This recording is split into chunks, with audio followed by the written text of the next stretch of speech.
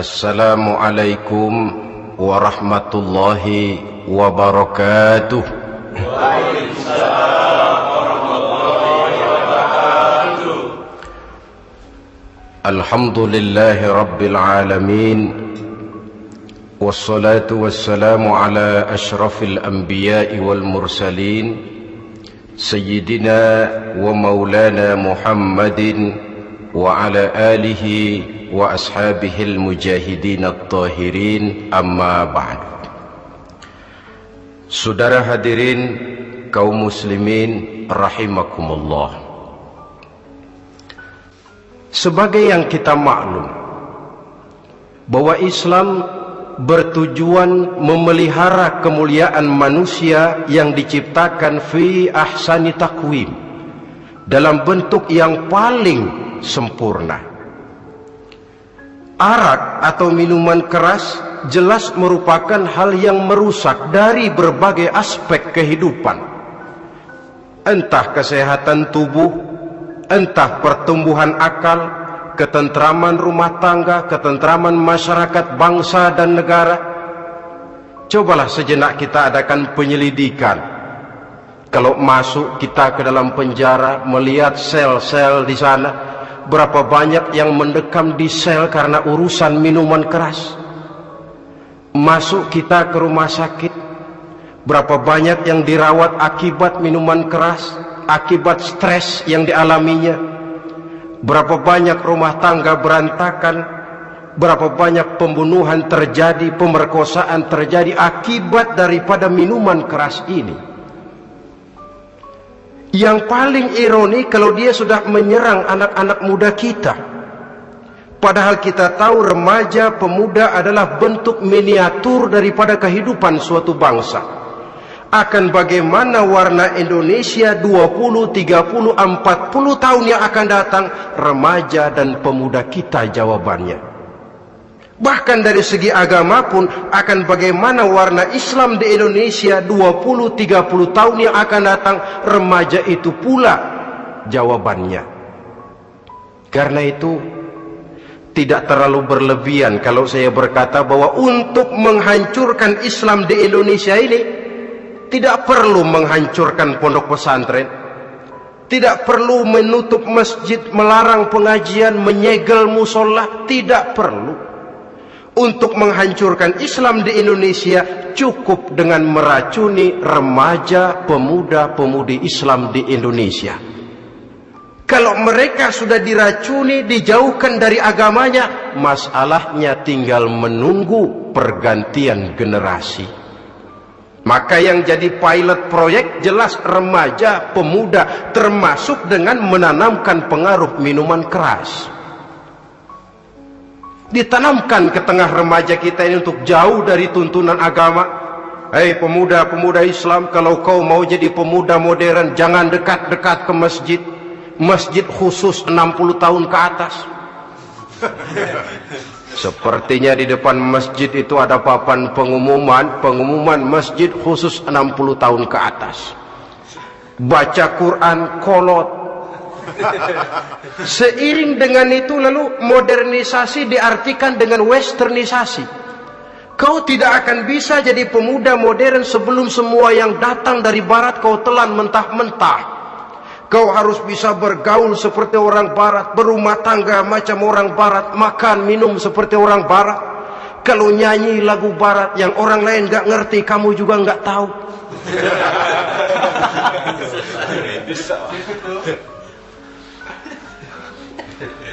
Anutlah itu free love yang pada gilirannya akan mengarah kepada free sex alias semen-liven. Isaplah itu ganja, morfin, narkotik.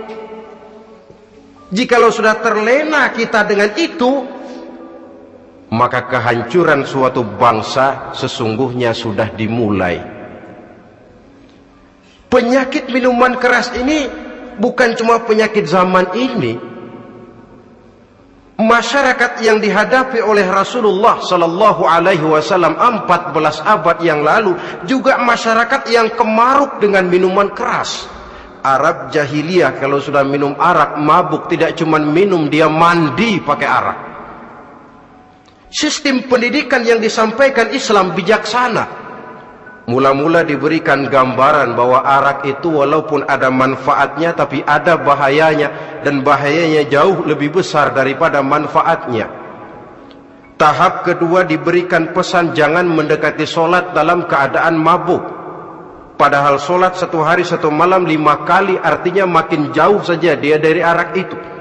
Pada saat kondisi iman sudah memungkinkan, barulah turun vonis bahwa arak itu najis, perbuatan setan, jauhi.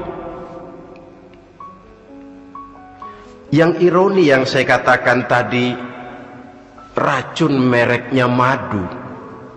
Kadang-kadang kita dibuai dengan iklan yang tidak mendidik. Saya pernah lihat ada iklan misalnya, Anda ingin modern, majulah bersama minuman ini. Atau minuman ini lambang pergaulan dunia yang maju. Modern diukur dari minuman. Yang jadi korban akhirnya remaja dan pemuda-pemudi kita. Saya teringat satu analisa dari Rasulullah sallallahu alaihi wasallam. Beliau bersabda, "Inna min asyratis sa'ah." Sesungguhnya di antara tanda-tanda kiamat. Apa kiamat itu? Dalam arti yang umum, kiamat itu saat di mana alam ini hancur, bumi gempa, air laut tumpah ke darat, gunung meletus, planet-planet bertabrakan, lalu semua yang bernama hidup mati. Itu kiamat beneran. Saya enggak mau cerita kiamat beneran, sebab saya sendiri enggak kepengen ngalamin. Yang sering kita ngalami ini kiamat kecil-kecilan, kiamat mini. Apa kiamat mini itu? Hancurnya sendi-sendi kehidupan sosial. Maksiat merajalela, munkarat menjadi-jadi. Yang ma'ruf dianggap munkar, yang munkar malah menjadi ma'ruf. Yang salah disanjung-sanjung, yang benar dicaci maki. Tuntunan dianggap tontonan, tontonan malah jadi tuntunan. Kan kiamat kalau sudah begitu. Penjungkiran nilai. Kenapa hal semacam ini bisa terjadi? Penyebabnya kata Nabi, pertama ayyurfa'al ilmu. Ilmu diangkat oleh Allah. Bagaimana cara Allah mengangkat ilmu dan apa maksudnya itu? Allah mengangkat ilmu itu, saudara, caranya pertama dengan mewafatkan ulama. Makin banyak ulama wafat, makin banyak ilmu ditarik. Yang kedua, kurangnya minat orang untuk belajar agama. Kalau sudah klop macam itu, artinya agama sudah disudutkan ke pojok-pojok kehidupan. Agama cuma sekedar tinggal dekorasi. Agama cuma seminar, cuma kongres, cuma muktamar.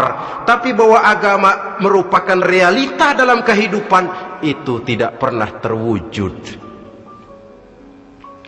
Kalau ulama sudah tiada, minat orang belajar agama berkurang, maka ajaran Allah tidak lagi didenungkan orang. Dikala itu wa yudharal jahlu, akan muncullah kebodohan. Nampak kebodohan di mana-mana. Muncul permissive society, masyarakat yang merasa boleh hidup dengan kaidah serba boleh. Tidak ada halal, tidak ada haram. Tidak ada hak, tidak ada batil, semuanya serba boleh. Kalau sudah begitu kondisi masyarakat, terjadilah apa yang dianalisa oleh Nabi. Dikala itu wayab suazina, zina dikerjakan berterang-terangan. Orang sudah tidak punya malu. Hidupnya sudah pakai prinsip punya kuping, kuping kebo. Punya muka, muka tembok. Punya kulit, kulit badak. Kalau juga dikasih tahu, malu dong kau tinggal serumah belum nikah. Malu sama siapa? Masyarakat. Alah, masyarakat cuek aja.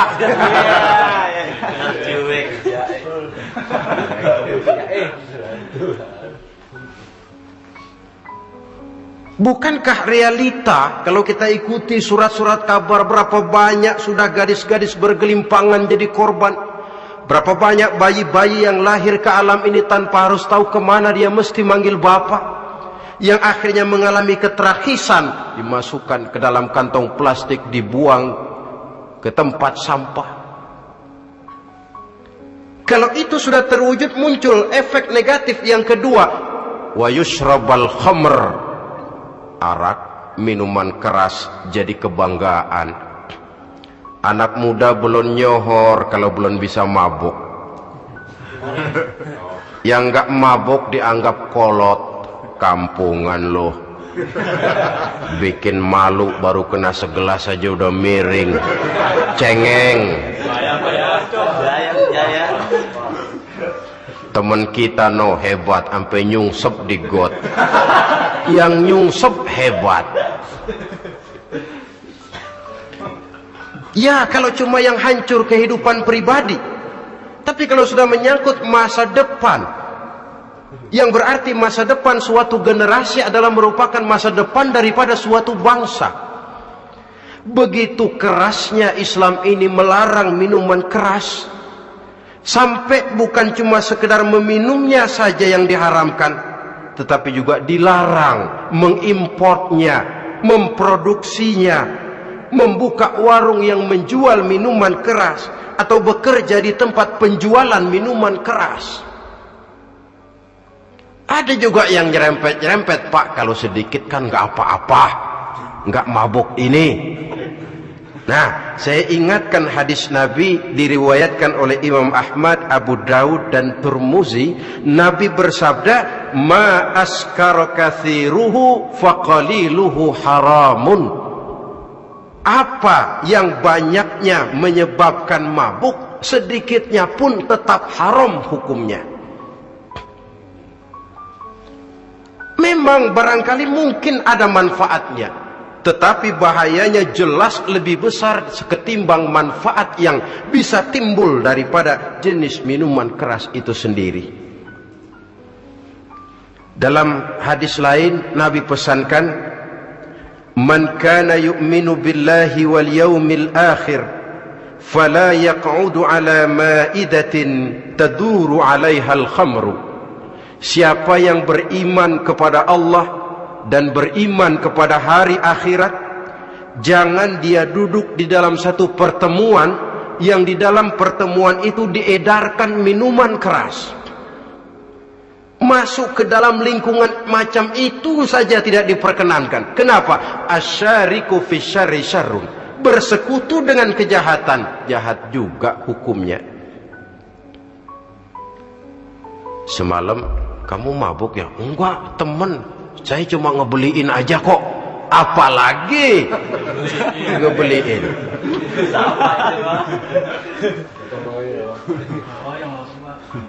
Sebab apa? Dalam keadaan mabuk, orang tidak lagi bisa berpikir secara logik. Daya kontrol hilang, artinya perbuatan sudah tidak terkontrol lagi. Yang pertama. Yang kedua, IQ tidak akan tumbuh dan berkembang secara normal seperti yang kita harapkan. Yang ketiga, harga diri akan runtuh hancur di tengah masyarakat. Bayangkan kalau tengah malam kita digotong orang, diantar ke rumah kita. Dengan kondisi macam itu masih punya muka kita untuk tegak di tengah masyarakat. Masih punya harapan kita untuk tumbuh menjadi pemimpin, sementara orang terkenang, ini kan yang kemarin malam gua gotong, dia lagi mabuk. Harga diri, kepribadian. Jangan lupa saudara, kita hidup di tengah masyarakat. Masyarakat itu punya hukum yang tidak tertulis, tapi lebih kuat dan lebih kejam daripada hukum tertulis. Orang bilang, sekali arang tercoreng di dahi, seumur hidup orang akan tetap ingat. Makanya Rasulullah dalam hadis memberikan tamsil untuk adik-adik remaja muslim ini, masalul mu'min kamasalin nahli. Perumpamaan orang yang beriman itu persis seperti tawon. Mentalitas orang mukmin persis tawon. Apa mentalitas tawon? Kalau kita ngaji bab tawon, kita renungi apa keistimewaan tawon. Saya lihat-lihat, ternyata tawon itu punya 4 keistimewaan. Pertama, tawon itu yang dihisap selalu saripati bunga. Bagus makanannya.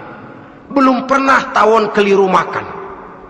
Saya belum pernah dengar kok ada tawon makan tahu.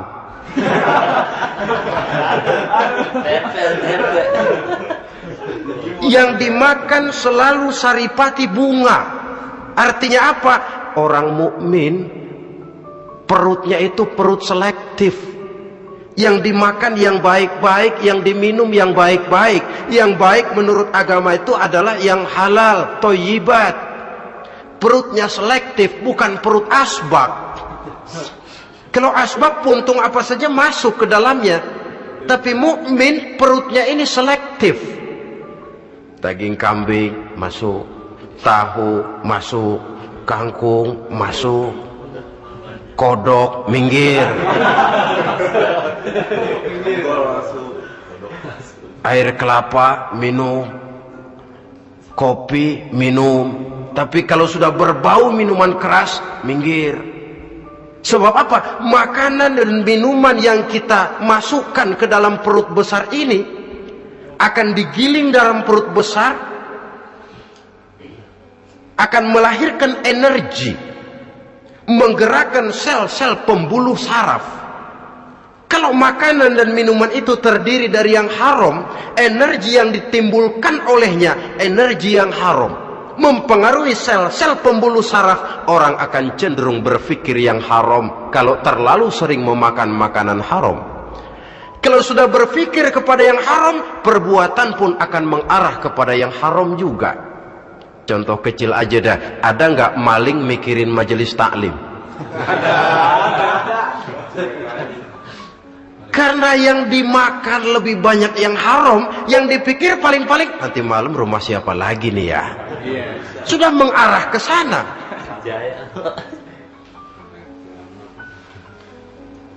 Saripati bunga yang dimakan tawon itu. Lalu tawon yang kedua saya lihat yang dikeluarkan selalu madu. Artinya apa? Orang mukmin itu kalau dia berkata, perkataannya mengenakan orang. Kalau dia berbuat, perbuatannya membawa manfaat bagi orang. Kalau kakinya melangkah tentu ke tempat yang ada gunanya. Yang dikeluarkan madu, bukan racun. Indah tawon itu. Yang ketiga tawon saya lihat, kemanapun dia hinggap tidak ada dahan patah. Artinya apa? Orang mukmin dimanapun dia tinggal, kemanapun dia pergi, pantang jadi biang kerok buat lingkungannya, pantang menimbulkan kerusuhan dan keonaran. Tidak ada cabang patah dimanapun tawon hinggap. Tapi juga yang keempat saya lihat-lihat tawon itu, jangan coba-coba diusik. Satu kali dia diusik, kemana orang lari? Nyilem masih ditungguin. Tawon. Tapi kalau nggak diusik, nggak ada tawon usil ke pasar nyariin orang. Ketika dia diusik, inilah saatnya saya harus mempertahankan kehormatan diri saya. Dia pun bangkit. Artinya apa? Orang mukmin tidak boleh nyari-nyari musuh, tapi ketemu musuh tidak boleh lari. Musuh jangan dicari, bertemu pun jangan lari. Mentalitas orang mukmin seperti tawon, yang dimakan baik, yang dikeluarkan baik, kemana dia tinggal tidak menimbulkan keonaran buat masyarakat, tapi juga sanggup menjaga dan mempertahankan kehormatan dirinya. Kalau konteksnya dengan masalah yang sedang kita bicarakan, minuman keras,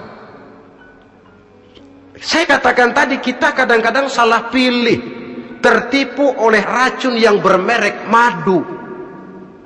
Ada minuman empuk, nyari yang keras, salah pilih. Ketahuan orang bikin pel buat anjing, manusia yang nelon. Akhirnya miring kayak anjing. Saudara, mari kita renungi An-Nisa ayat 140.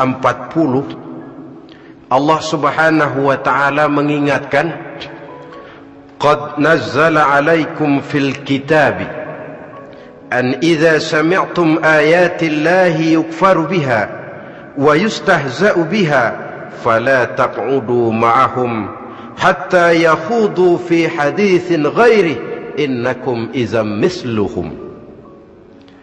Sungguh, kata Allah, telah diturunkan kitab Al-Quran ini kepada kamu, yang apabila kamu dengar ayat-ayat Allah itu diingkari orang, diejek-ejek orang, fala taq'udu ma'ahum, jangan kamu duduk bersama orang-orang semacam itu. Bagaimana mengejek ayat-ayat Allah? Misalnya, tahu kalau minuman keras itu diharamkan, tapi masih minum juga, itu kan mengejek ayat namanya. Duduk di majelis semacam itu dilarang oleh Quran. Kenapa? Innakum izam misluhum. Kalau kamu juga duduk di majelis semacam itu, kau dan mereka sama saja, kata Quran. Sama saja. Tahu kalau minuman yang memabukkan itu diharamkan agama, tapi diminumnya juga mengejek ayat Allah. Duduk di tengah kelompok mereka berarti ikut mengejek ayat Allah. Dekat saja pun jangan, entahlah lagi sampai meminumnya. Maaf, bukankah Allah menurunkan Al-Quran kepada manusia, kata Imam Al-Ghazali, persis, maaflah, seperti gubernur berkirim surat kepada Pak Lurah. Dalam suratnya Pak Gubernur bilang, Pak Lurah, tolong carikan tanah di daerah Kebayoran untuk sekolah 6.000 meter. Pak Lurah dapat surat dari Pak Gubernur, bangga bukan main. Itu surat sore, pagi, siang, malam dibaca. Ditaruh di tempat yang tinggi. Diberikan minyak wangi, mau diambil dicium dulu. Dibawa dengan penuh hormat dan hati-hati. Tapi tanah yang dipesan Pak Gubernur tidak dicari-cariin. Penghargaan macam apa ini? Nanti gubernur cek, Pak Lurah, siapa?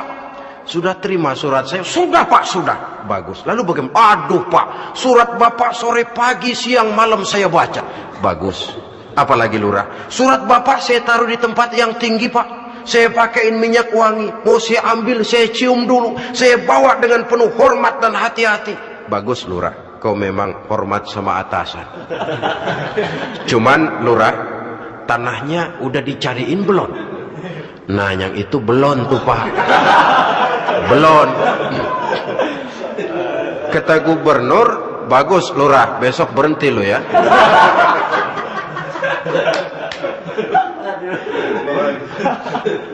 Membacanya memang penting, al-muta'abbad bitilawatihi, beribadah dari sebab membacanya. Tapi setelah kita baca, kita tahu isinya, what next? Mau apa kita dengan isinya itu? Jangan yang kita baca kita injak-injak. Itulah ironinya. Bagaimana Quran itu mau membawa keberkahan dalam hidup ini, kalau yang kita baca sering kita injak-injak. Dalam kehidupan kita baca ayat, wa ahallallahu al-bai'a wa harrama riba. Allah halalkan jual beli, Allah haramkan riba, tapi renten ditelan terus.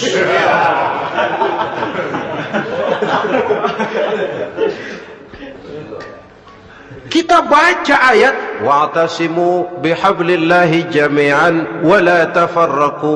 Berpegang teguhlah kamu kepada tali Allah, jangan bercerai-berai. Tapi sesama muslim pelotot-pelototan jalan terus. Janganlah yang sesama muslim kadang-kadang yang mengklaim dirinya sebagai pemimpin Islam kelihatannya juga sikut-sikutan jalan terus.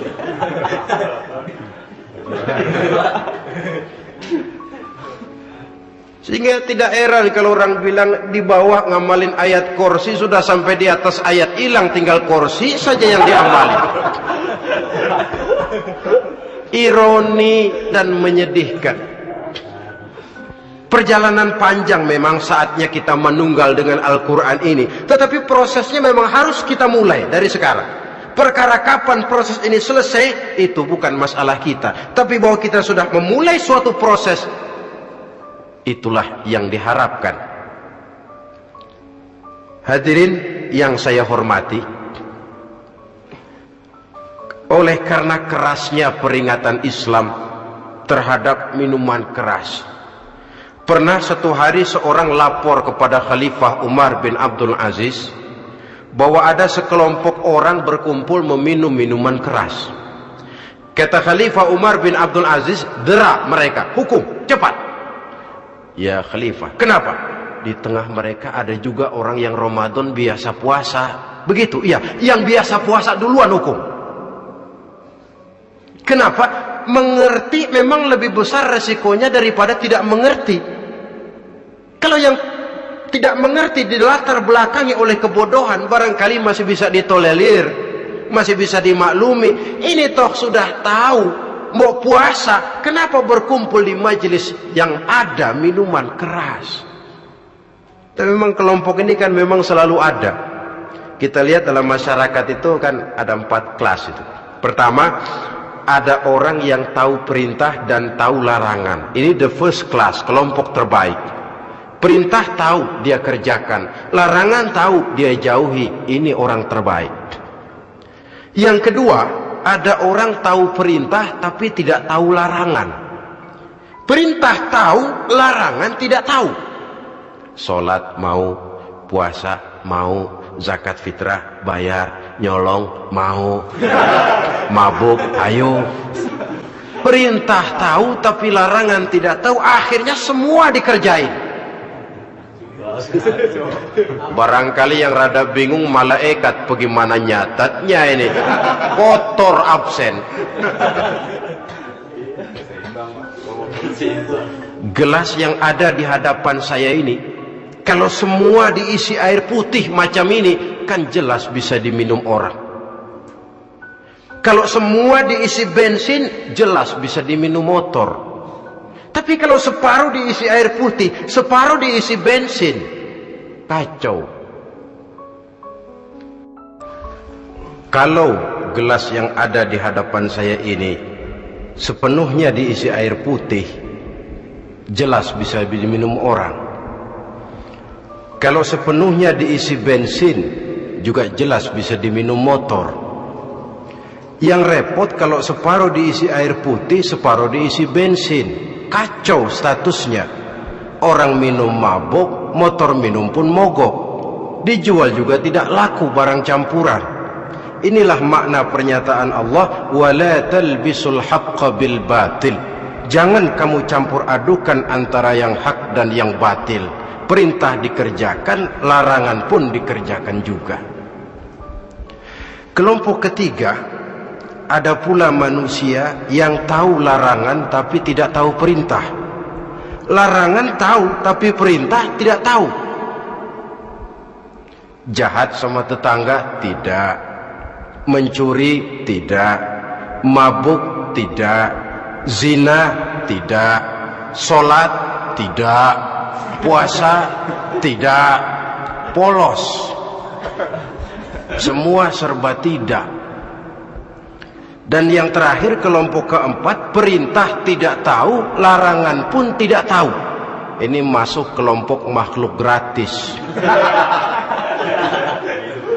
Misalnya kambing, ayam, kerbau, itu kan makhluk-makhluk yang memang perintah tidak tahu, pun larangan juga tidak tahu. Nah, dalam hubungannya dengan ini, saya mengajak, marilah kita berusaha sekuat mungkin menjauhkan diri dari minuman keras yang jelas bahayanya dengan hidup tidak jauh dari bimbingan agama. Hadirin kaum muslimin rahimakumullah. Kawan seiring dan sejalan dari minuman keras, judi namanya. Saudara kembar barangkali. Yang satu sering menimbulkan yang lain, tetapi bukan tak jarang keduanya berjalan berdampingan. Posisi judi dan arak ini dalam Quran sama bahayanya. Apa sebab? Mentalitas judi adalah mentalitas sirkeless, lingkaran setan. Artinya yang menang biasanya ketagihan, yang kalah biasanya penasaran. Ini yang menyebabkan orang tidak mau berhenti. Kalau dia menang, dia ingin mencoba untuk menang dalam jumlah yang jauh lebih besar lagi. Kalau dia kalah, dia penasaran, kenapa hari ini kalah? Barangkali sial, besok malam saya tebus. Mental semacam ini memang sulit untuk berhenti. Kenapa judi diharamkan dalam Islam? Pertama, seorang muslim di dalam berusaha mencari harta, dia harus mengikuti sunnatullah. Kata kita orang muslim, hukum alam kata orang sekarang, natural of law bahasa kerennya. Berusaha menurut hukum kausal, memasuki rumah dari pintunya, menunggu suatu akibat dari sebab yang kita lakukan, bahwa kalau begini mesti begitu, karena kita memang terikat oleh permainan yang disebut hukum alam ini.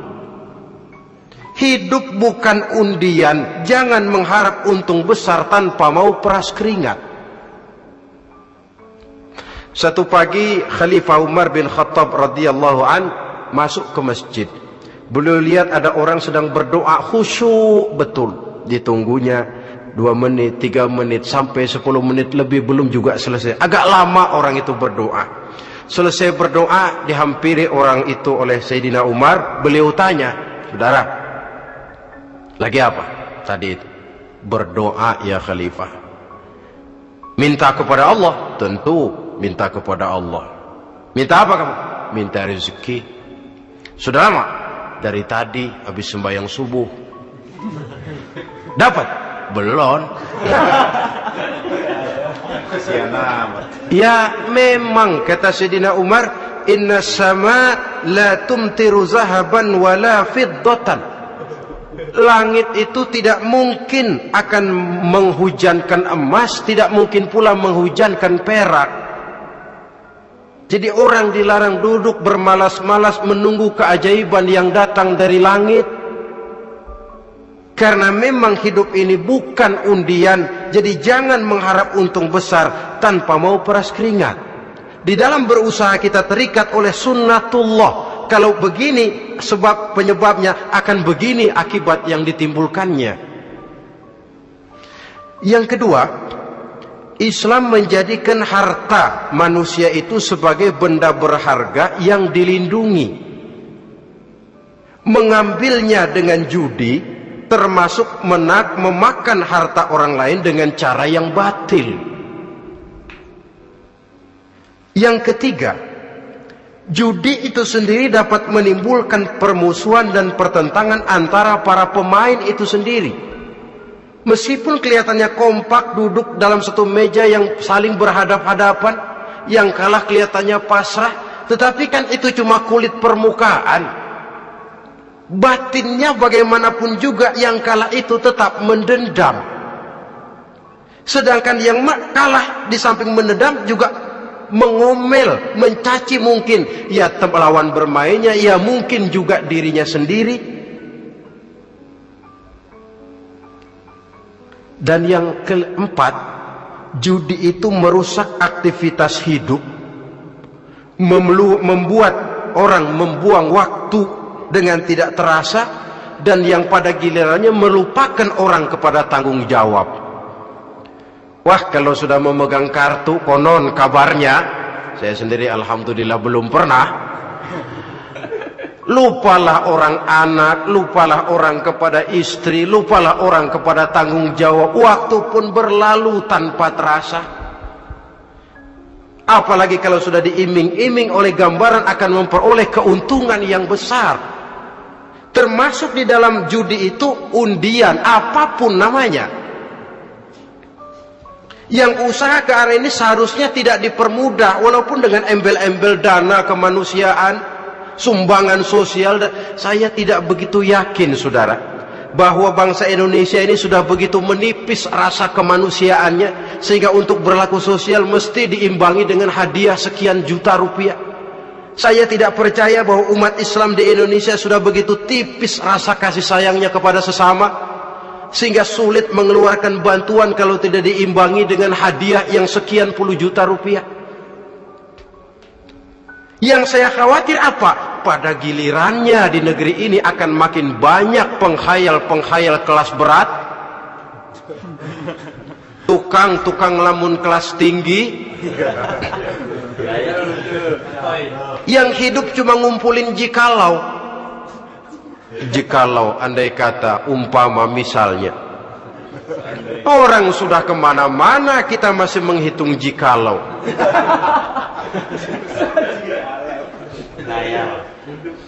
Orang boleh saja mengharap burung terbang tinggi, tapi punai di tangan jangan dulu dilepas. Artinya idealisme silahkan terbang setinggi langit, tapi kaki harus tetap berpijak di alam realita. Bahwa memang lebih baik makan singkong dalam kenyataan daripada makan roti tapi ngimpi.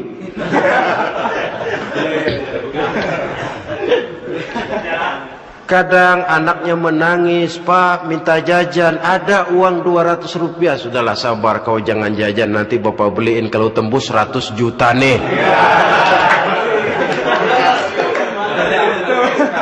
Akhirnya yang 100 juta tidak, anak pun kelaparan.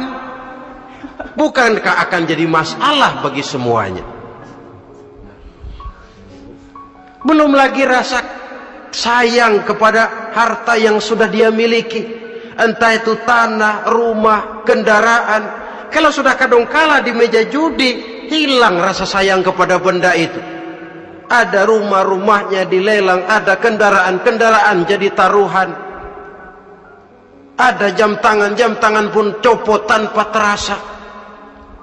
Maka berapa banyak rumah tangga berantakan, istri minta cerai, orang jadi nekat merampok, orang jadi nekat mencuri, korupsi kalau dia pejabat. Akibat apa ini? Pengaruh yang namanya judi. Saudara kaum muslimin, ma'asyiral muslimin rahimakumullah. Itu sebabnya di dalam surah Al-Maidah ayat 90 Allah menekankan, innamal khamru wal maisir wal ansab wal azlam rijsun min amali syaitan fajtanibuhu la'allakum tuflihun. Sesungguhnya arak, judi, berhala, mengundi nasib itu rijsun. Ya Allah, jarang benar Quran menggunakan kalimat rijsun. Rijsun ini sudah merupakan puncak kekotoran. Bapak moyangnya najis, itu rijsun. Najisnya bapak. Rijsun, kotor. Sudah kotor ditambah pula min amali syaitan, pekerjaan setan. Fajtanibuhu, jauhi. Jangan sampai main, dekat saja tidak boleh, jauhi. La'allakum tuflihun, jikalau kamu mau menjadi orang-orang yang beruntung. Sejarah tidak pernah mencatat ada orang jadi miliuner karena judi. Sejak David Rockefeller sampai Aristotle Onassis, orang-orang kaya top di dunia, mereka kaya bukan karena judi, tapi karena kemauan peras keringat banting tulang, mau memulai sesuatu dari kenyataan yang real di depan mata. Sebab apa? Hidup ini memang perjuangan. Janganlah kita ingin hidup dengan satu prestasi, ingin tetap hidup seperti apa adanya sekarang ini saja, toh kita harus berjuang. Apalagi ingin hidup lebih baik, lebih terhormat, lebih mudah. Hidup perjuangan. Perjuangan berarti pengorbanan. Berani hidup artinya berani berjuang. Berani berjuang maksudnya rela berkorban. Takut berkorban, jangan berjuang. Tidak mau berjuang, berhenti hidup. Itu logika. Dan bagaimanapun saya yakin lebih baik berkorban daripada menjadi korban. Kalau sekarang kita berkorban, peras keringat, banting tulang, berusaha secara sunnatullah untuk menghidupi anak, istri, keluarga, pada satu saat kita tidak akan menjadi korban kebrutalan anak-anak kita sendiri kalau mereka dibesarkan dan tumbuh berkembang oleh hasil yang diperoleh dari meja judi. Ayat 91 Al-Maidah ini lebih memperkuat lagi. Kalau itu arak, judi, berhala, mengundi nasib adalah perbuatan setan, sebenarnya setan mau apa sih? Ayat 91 menegaskan, innama yuridu syaitanu ayyuqi'a bainakumul adawata wal baghdha'a fil khamri wal maisir. Yang dimaui setan itu tidak lain supaya dengan arak dan dengan judi timbul rasa permusuhan, sikap memusuhi, saling marah di antara kamu. Coba, biasanya dalam meja judi sudah loyo, waktu juga sudah berlarut-larut. Yang menang mau berhenti, apa yang kata yang kalah? Berhenti dah, gue wacok loh. Enak bener, gue lagi kalah, lo berhenti. Coba, kira-kira kapan akan selesai permainan? Akan timbul permusuhan, akan timbul rasa dendam kesumat yang ditanamkan oleh setan. Karena memang baik arak, baik judi, baik berhala, baik mengundi nasib, itu semua permainan-permainan setan yang diberikan kepada kita untuk kita ikut andil bermain di dalamnya. Tatkala kita ikut terkena jerat setan, tertawalah mereka. Kenapa? Oh, makin banyak teman saya di neraka. Maaf, setan itu kan sudah tahu vonisnya. Ketika dulu dedengkotnya yang namanya iblis terusir dari surga, itu bikin semacam perjanjian dengan Allah. Tuhan, kenapa iblis? Gara-gara Adam saya terusir dari surga. Maka sejak saat ini Adam dan seluruh keturunannya adalah musuh bebuyutan saya. Saya akan gelincirkan mereka dari jalan. Silahkan iblis, goda mereka. Tapi kau tidak akan mungkin bisa menggoda mereka kalau hamba-hambaku itu menjadi hamba yang ikhlas. Hanya hambaku yang ikhlas yang tidak mungkin kamu goda. Yang lain barangkali bisa. Sejak saat itulah iblis memproklamirkan permusuhan, dan dia sudah tahu betul vonisnya neraka. Tugas dia sekarang bagaimana mengumpulkan teman sebanyak-banyaknya ke dalam neraka. Hamba Allah saja yang tidak tergelincir kepada minuman keras dan judi. Hamba Allah yang ikhlas itu bagaimana? Yang ikhlas menjadi hamba Allah dalam arti kata dan perbuatannya memang mencerminkan bahwa dia hamba Allah. Maaf, di zaman sekarang ini kan banyak orang cuma berkata saya hamba Allah mulutnya, tapi perbuatannya membuktikan dia hamba setan, hamba dunia, hamba harta, budak jabatan, budak nafsu. Tidak sesuai antara ucapan dan perbuatan. Sebab itu kata-kata hamba Allah kalau keluar dari mulut manusia itu murah, soalnya ngaku siapapun bisa. Tapi diakui atau tidak, ini yang kita belum tahu. Ada juga orang berdalih, saya akan masang kalau dapat nanti mau nyumbang masjid. Barangkali aja kalau nyumbang masjid disoriin dikit sama Tuhan.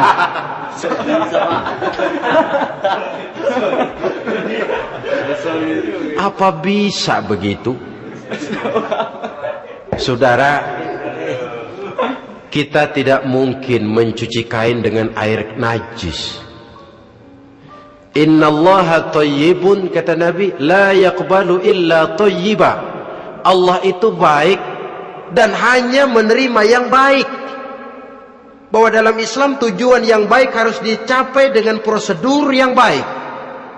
Bahwa niat menyumbang masjid bagus, tapi hasil daripada judi atau undian tidak akan menyampaikan kita kepada tujuan itu. Tidak boleh mencuri kain walaupun niatnya untuk sholat. Kalau nyolong kain niatnya buat sembahyang, dimaafin kali. Walaupun sholatnya sah, mencuri kainnya tetap saja dosa. Islam tidak menghalalkan segala cara untuk mencapai suatu tujuan. Bahwa tujuan yang baik harus dicapai dengan cara yang baik juga. Dan penyakit judi ini juga bukan penyakit baru. Sejak dulu masa jahiliyah, judi mereka, saya kira kalau Las Vegas, kota judi Amerika saja barangkali masih kalah dengan cara judi jahiliyah dulu. Mereka kalau sudah judi itu uang. Habis uang, ada punya tanah pasang taruhan. Habis tanah, ada rumahnya dipasang. Apalagi yang ada? Ternak unta dipertaruhkan. Harta habis, rumah ludes, kebun binasa, ada istri juga dipasangin. Judi.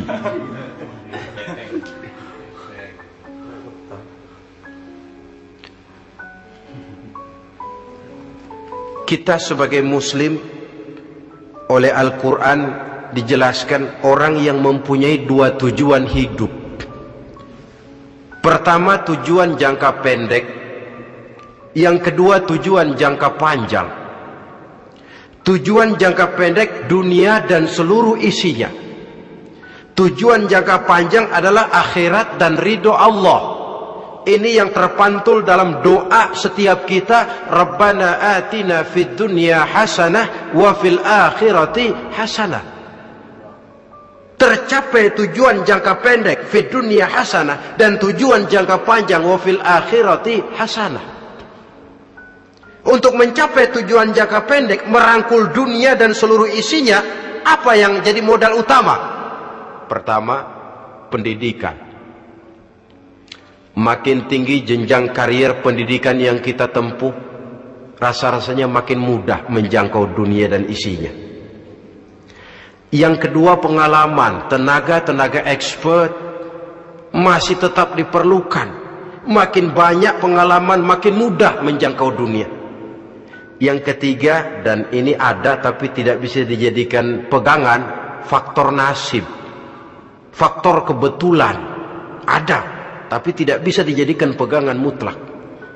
Pendidikan, pengalaman, ingin menjangkau fid dunya hasanah, ini modal utama. Lalu untuk mencapai fil akhirati hasanah, prestasi ibadah. Bagaimanapun tinggi pangkat dan jabatan kita, bagaimanapun banyak gelar kita sandang, tanpa prestasi ibadah, nol besar kita dalam pandangan Allah. Itu sebabnya kita sholat. Jadi tidak beralasan kalau orang ditanya, kenapa sih kamu nggak sholat? Tetangga saya sholat melarat terus. Memang sholat itu bukan untuk mencari uang kok. Kalau ada orang yang rajin sholat, rezekinya kelihatan lancar, itu cuma sekedar persekot. Uang muka, cashnya tetap di akhirat nanti. Efeknya apa? Karena kita punya tujuan jangka panjang, mengharap ridho Allah di akhirat, cara kita mencapai tujuan jangka pendek dibatasi oleh pertanyaan, Allah ridho apa enggak? Kita cari uang, tapi pertanyaan pokok, Allah ridho enggak cara ini? Kita mengejar kedudukan, tapi Allah ridho enggak dengan cara ini? Ini yang menyebabkan kita lantas tidak lalu menghalalkan segala cara. Yang penting tujuan tercapai, cara apapun halal. PKI Kan cuma PKI yang berprinsip asal tujuan tercapai cara apapun halal. Dan kita sudah sepakat PKI dan seluruh ajarannya tidak berhak hidup di bumi Pancasila ini. Cuma jangan sekedar PKI-nya dikutuk tapi ajarannya dipakai.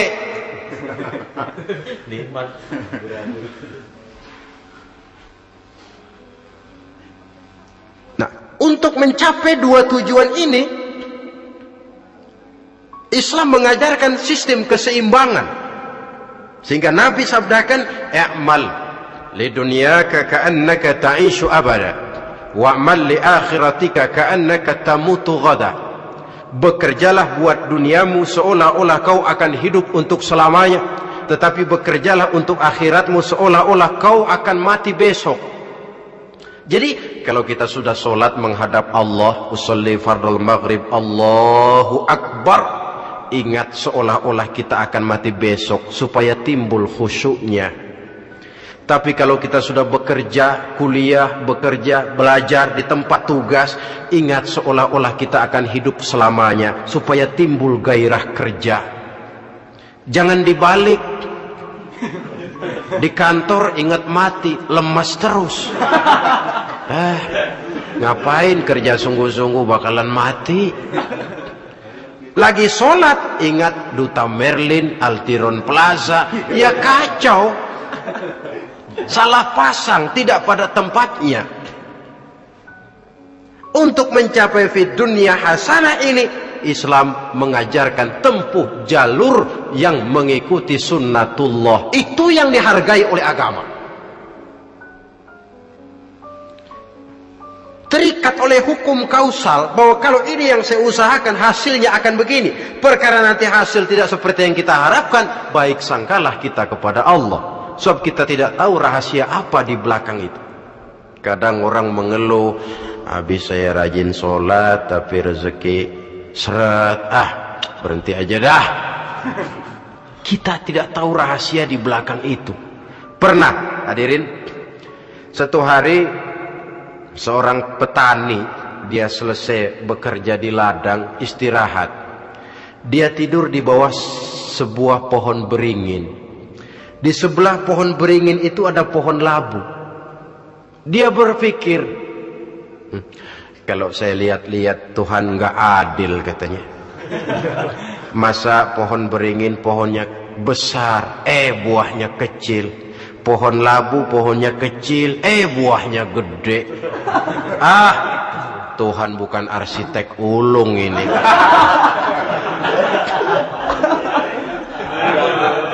Mestinya supaya enak dilihat, beringin yang pohonnya besar buahnya sebesar buah labu.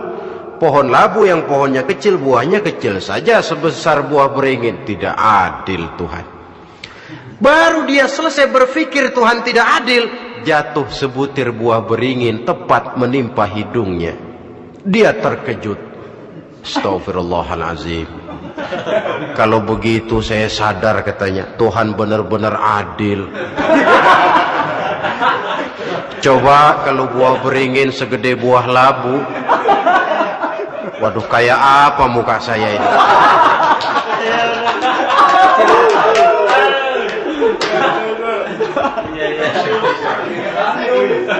Baru terbuka pandangan matanya setelah berhadapan dengan kenyataan. Baru keluar respek. Allah benar-benar adil. Padahal semenit yang lalu dia masih berkata, Tuhan bukan arsitek ulung.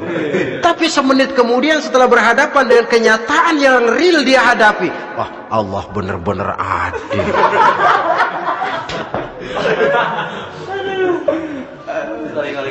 Itulah kehidupan ini.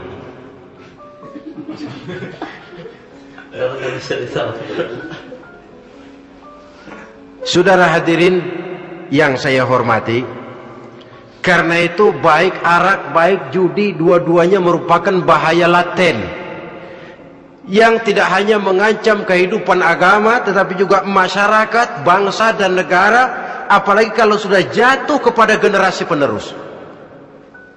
Dan yang bagaimanapun juga saya berpikir sebenarnya remaja, pemuda, pemudi kita cuma korban dari suatu sistem Sebab ini merupakan tanggung jawab bersama. Ulama mubalik macam saya paling wewenangnya cuma ngomong. Yang punya SK untuk memberhentikan pabrik minuman keras itu kan Menteri Perindustrian. Tangan-tangan eksekutif. Sehingga kalau Nabi katakan, man ra'a minkum munkaran falyughayyir biyadihi wa illam yastati' fa bilisanih wa illam yastati' fa biqalbi. Apabila salah seorang kamu melihat suatu kemunkaran, termasuk minuman keras dan judi di dalamnya, rubah itu. Dengan cara apa? Kalau kau mampu dengan tangan, artinya power, kekuatan. Kalau dengan tangan tidak mampu, wah ini orang kalau gue pukul gue yang melintir nih. Umpamanya fabilisani, dengan lidah ngomong. Mas, saya senang sampean tinggal di sini, kampung kami tambah warga, tapi tolonglah jangan bawa pengaruh yang tidak baik. Kalau ternyata bicara pun tidak berani, fabiqalbi, cukup dalam hati, sekurang-kurangnya tidak ikut membenci kemungkaran dalam hati, itulah kadar iman yang paling lemah. Ini secara umum. Tapi kalau hadis ini kita mau adakan semacam, katakan description of job, bahasa kerennya, kita adakan pembagian tugas. Siapa yang harus merombak kemungkaran dengan power? Penguasa, pemerintah, sebab dia punya aparat. Siapa yang merombak kemungkaran dengan lidah? Ulama, kiai, mubalik, ngomong. Siapa yang hanya mengubah kemungkaran dalam hati? Kita umumnya rakyat lemah ini, yang mau ngomong gak berani tapi hati pegel. Nah, kalau sudah ada pembagian tugas semacam itu, insya Allah masing-masing akan berjalan pada relnya, dan pada akhirnya selamatlah kita, bangsa Indonesia, umat Islam pada khususnya, dari bahaya, baik bahaya minuman keras maupun bahaya judi. Menyelamatkan bangsa, dan yang lebih lagi menyelamatkan masa depan kita. Sekianlah saudara pertemuan kita pada saat ini. Mudah-mudahan ada manfaatnya. Terima kasih atas segala perhatian. Mohon maaf atas segala kekurangan. Usikum wa nafsi bitaqwallah. Wassalamualaikum warahmatullahi wabarakatuh.